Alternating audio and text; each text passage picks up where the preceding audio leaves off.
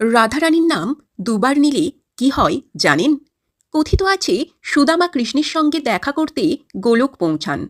সেখানে গিয়ে দেখেন রাধারানী নিজের এঁটো খাবার শ্রীকৃষ্ণকে খাওয়াচ্ছেন। এটা দেখে সুদামা ভীষণ রেগে যান ও শ্রীকৃষ্ণকে বলেন রাধারানী মায়া রচনা করে কৃষ্ণকে বশীভূত করে রেখেছে। কৃষ্ণ কোনো উত্তর দেন না, হাসেন। তিনি সেখানে উপস্থিত গোপীদের দিয়ে একটি লীলা রচনা করেন। গোপীরা শ্রীকৃষ্ণের কথা মতো একসাথে রাধে রাধে বলে ওঠে।